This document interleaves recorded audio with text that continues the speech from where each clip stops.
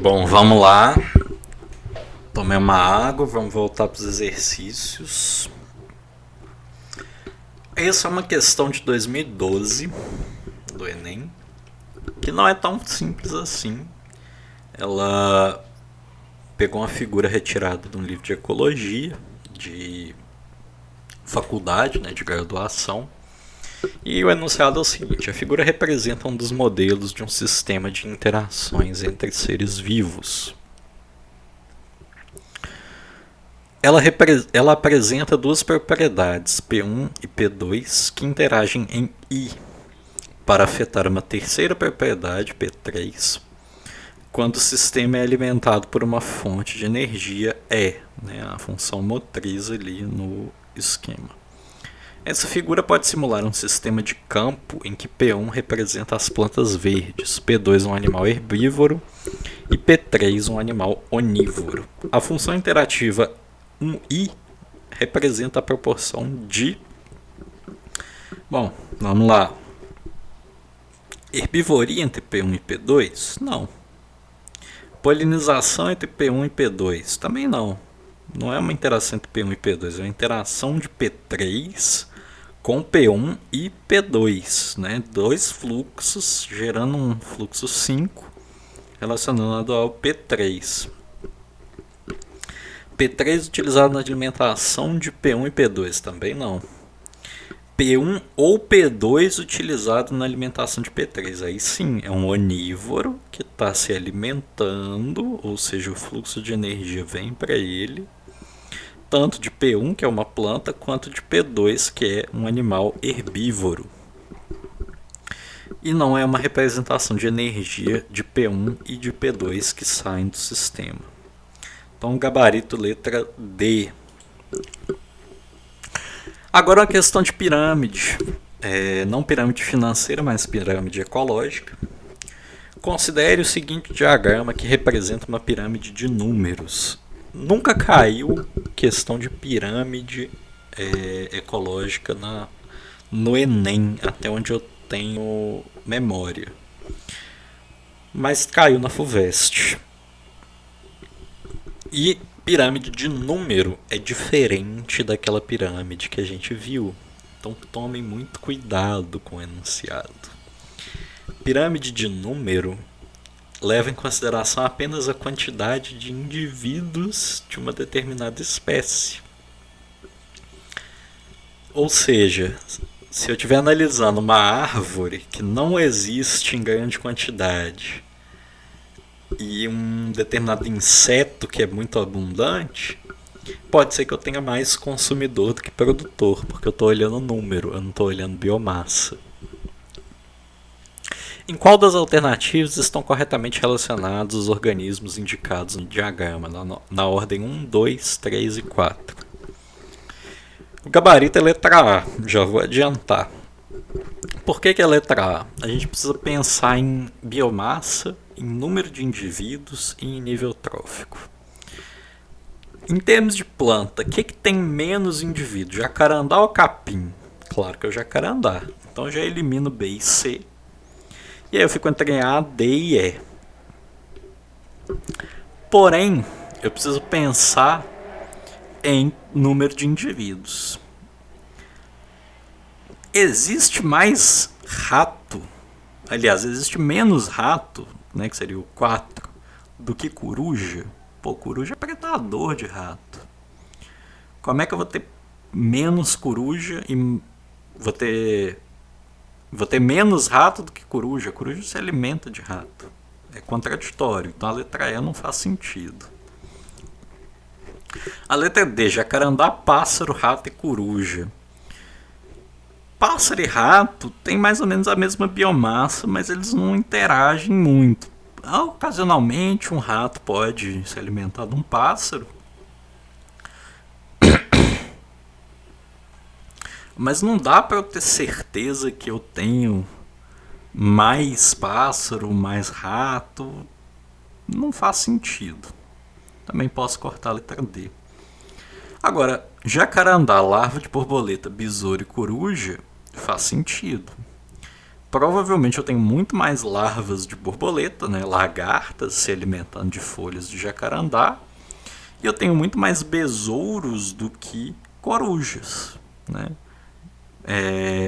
Pode ser que esse besouro se alimente das lagartas, pode ser um besouro predador. E aí você vai ter poucas corujas que se alimentam desse besouro. Como eu estou falando de número, o que é mais abundante? Larva de borboleta, com certeza. Então guardem isso como algo importante. Agora eu vou trocar de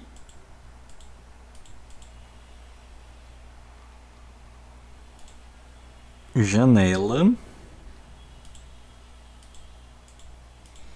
porque eu preciso abrir outras questões de desequilíbrios ambientais. Deixa eu só aumentar aqui.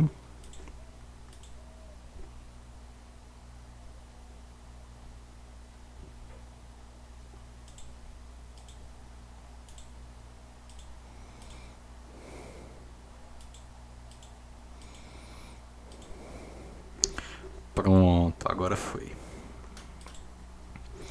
Bom, aqui eu peguei uma lista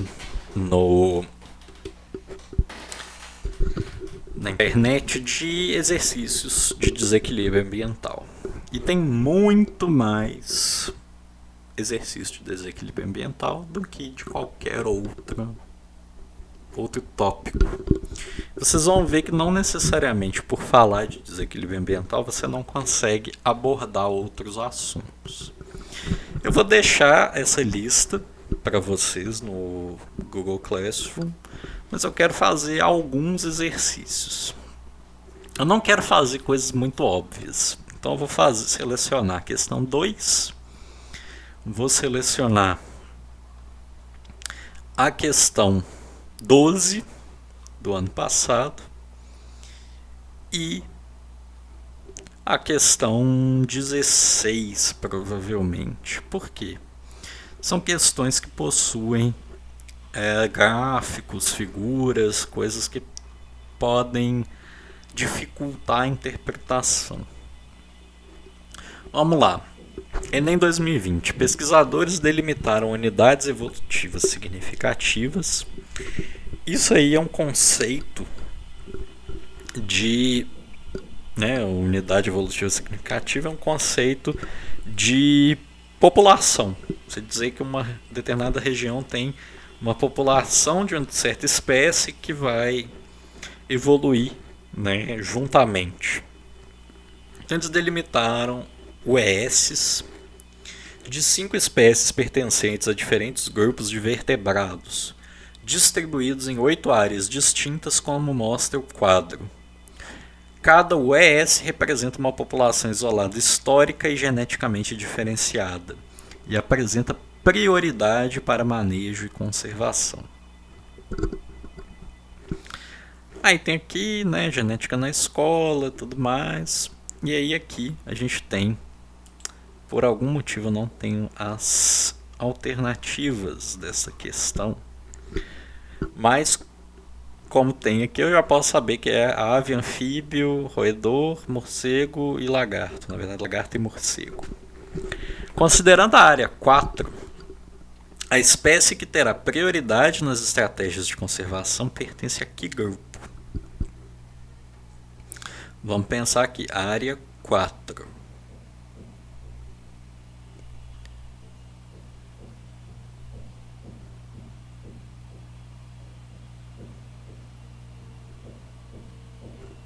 A espécie que terá prioridade nas estratégias de conservação pertence a que grupo?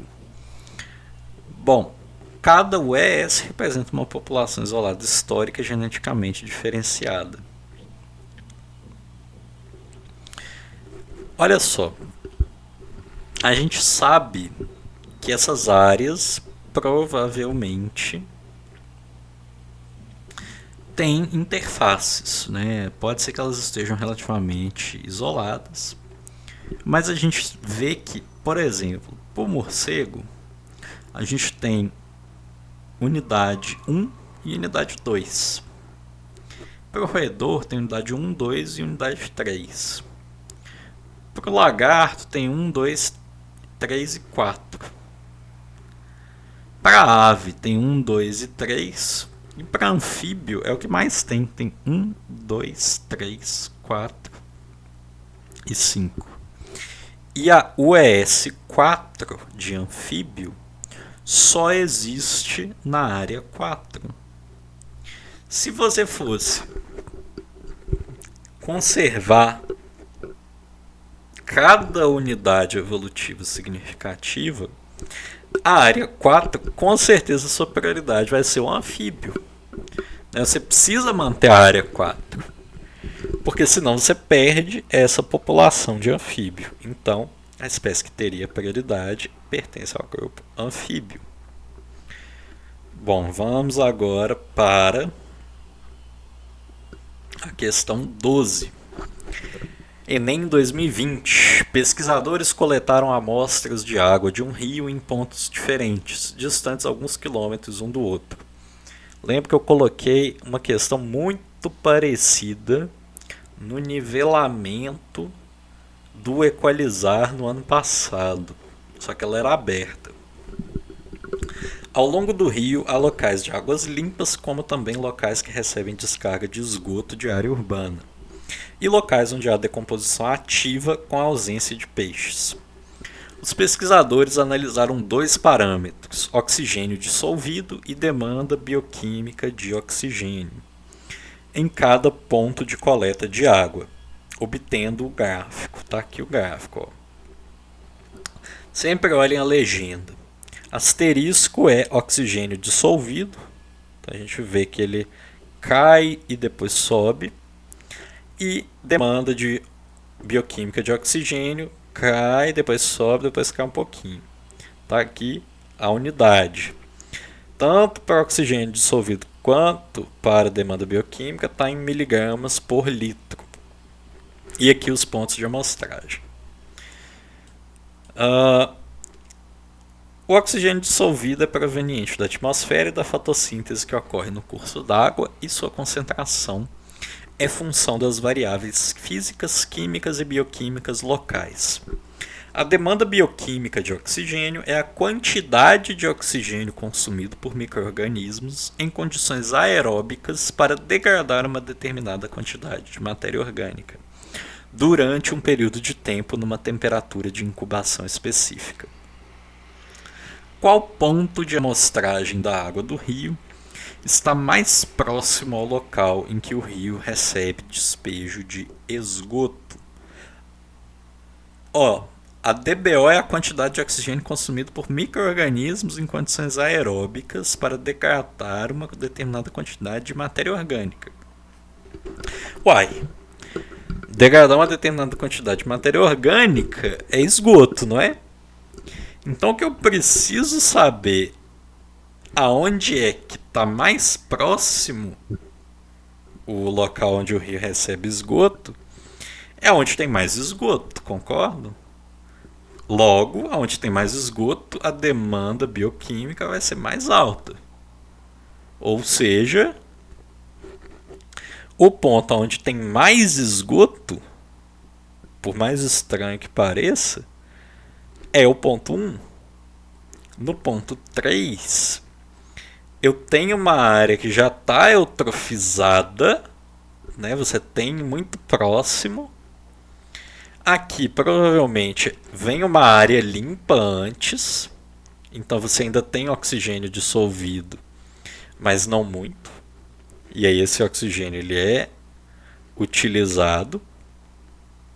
Aqui a gente vê que tem poucas diferenças, né, da quantidade de oxigênio dissolvido para a demanda. E aqui a gente vê que tem uma demanda muito grande. Com certeza é onde está mais próximo do despejo de esgoto. E para terminar, Enem 2020 também. Ora, será que é coincidência que eu só peguei questão do Enem 2020? Acho que não.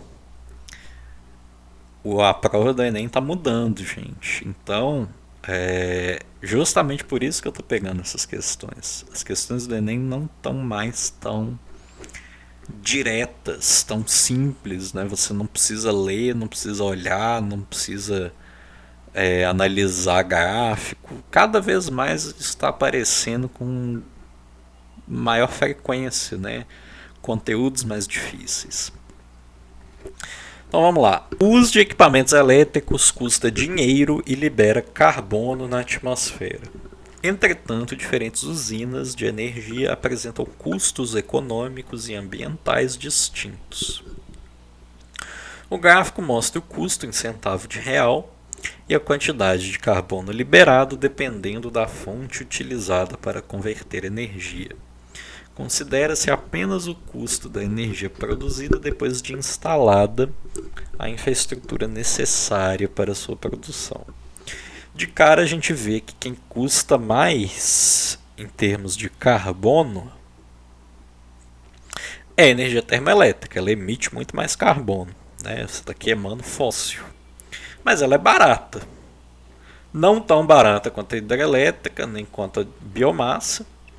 Porém, ela é a mais barata dentre outras, né? Tanto é que a gente ativa a energia termoelétrica quando acontece uma crise hídrica, por exemplo, né? Você depende de ter a água disponível. Energia que é limpíssima, energia eólica, energia solar. A energia eólica dá para discutir se ela emite pouco carbono mesmo. E, por incrível que pareça, uma das energias mais limpas que a gente tem é a energia nuclear. Ela é barata e ela é limpa. O problema é que ela tem riscos de resíduo. O resíduo gerado pela energia nuclear é um resíduo perigoso. Em relação aos custos associados às fontes energéticas apresentadas, a energia obtida a partir do vento é mais cara que a energia nuclear e emite maior quantidade de carbono. Bom, em relação a custo, a energia eólica, que é a energia obtida a partir do vento, é mais cara que a energia nuclear, mas ela não emite mais carbono. Eu não tenho como falar isso. Ele não colocou aqui a quantidade de carbono emitida.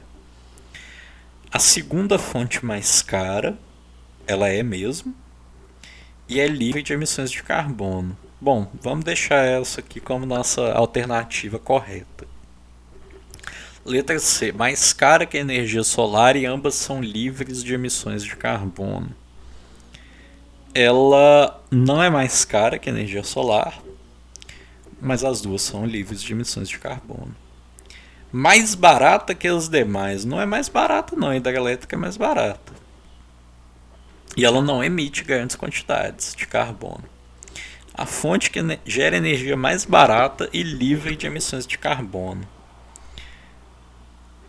Não é não, porque a mais barata e livre é a nuclear, por incrível que pareça.